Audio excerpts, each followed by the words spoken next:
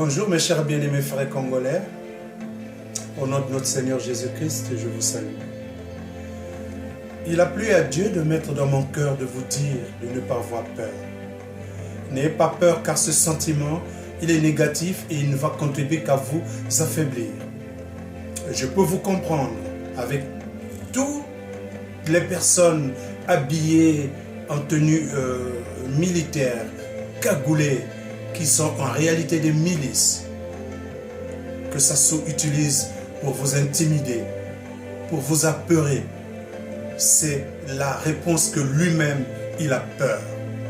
Il est dans l'illégalité depuis de nombreuses années déjà. Vous avez supporté dans le silence. Alors le silence est une arme qui doit plutôt vous projeter vers la foi agissante, la foi qui gagne. Alors je vous en prie, mes chers frères, depuis le Canada,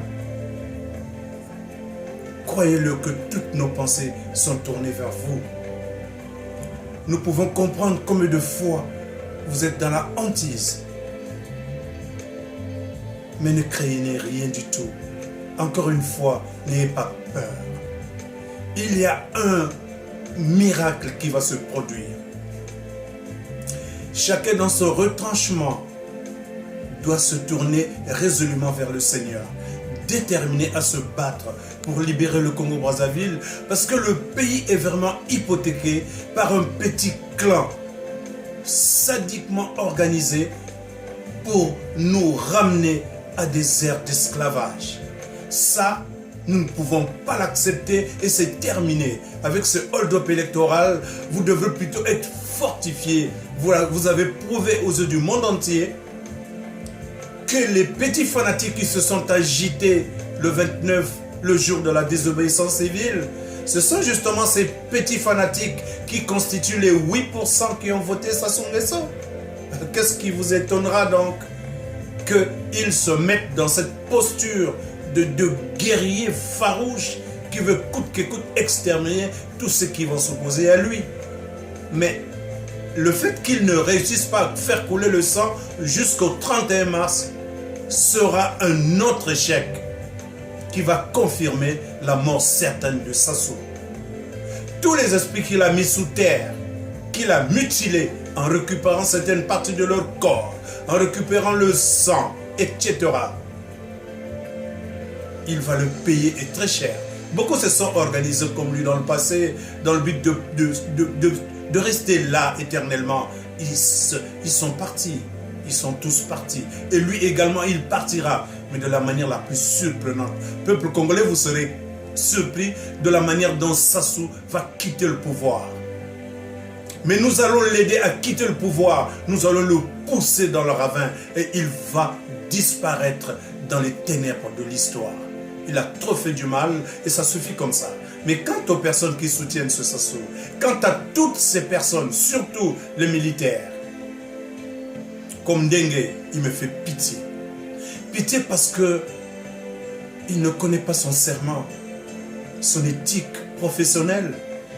Comment peut-il avoir le courage de s'organiser, former des milices pour aller assassiner des personnes lesquelles il a la responsabilité de défendre? Un directeur général de la police, c'est celui qui veille à la sécurité des populations. Mon Dieu, mais qu'est-ce qui se passe? Quelle est cette satanité? À quelle dimension sont-ils arrivés pour qu'ils oublient qu'ils sont en train de menacer leurs propres frères, de tuer leurs propres frères? Ce n'est pas étonnant de toutes les façons. Ngouabi a été tué par les mêmes qui s'organisent encore et toujours à continuer de tuer. Mais combien de cadavres doivent-ils avoir dans leur placard? Ça suffit. Le message le plus important, c'était de vous dire, mon peuple, n'ayez pas peur. Quant aux militaires, les policiers, je sais que parmi vous, il y a des personnes qui saisissent la dimension à laquelle un militaire devrait agir en pareille circonstance. Vous ne pouvez pas laisser les milices prendre l'autorité sur vous. Qu'importe les ordres mécaniques ou épidermiques lesquels vous êtes soumis, mais il y a un moment où le code d'honneur doit vous pousser à réagir. Et moi, je pense qu'il est temps que vous vous mélangez au peuple congolais.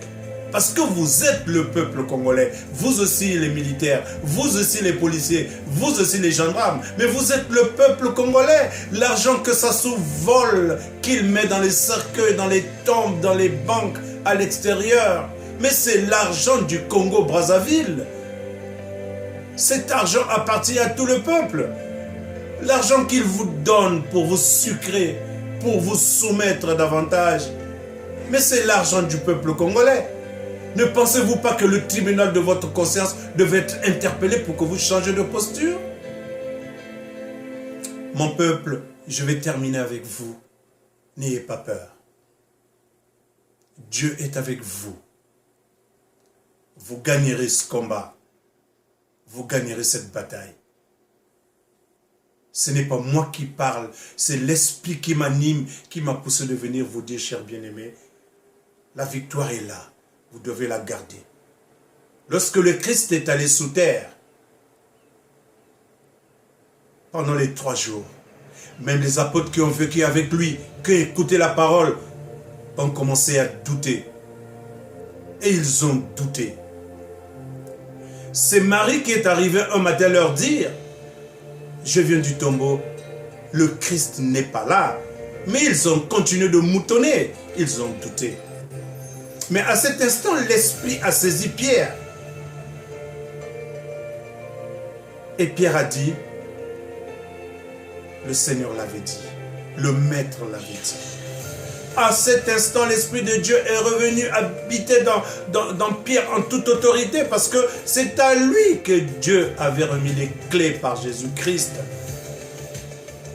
Et il lui a dit, tu es Pierre, sur cette pierre je bâtirai mon église. Donc Pierre avait la mission de conduire les autres apôtres vers la victoire.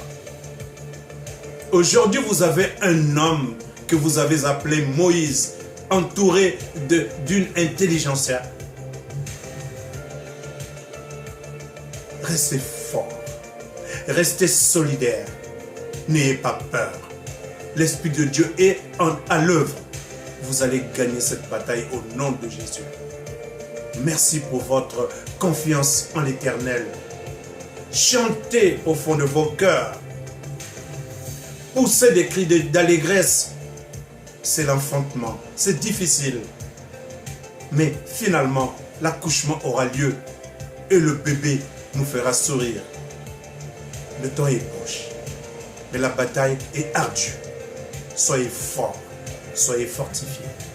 Que le Seigneur vous bénisse.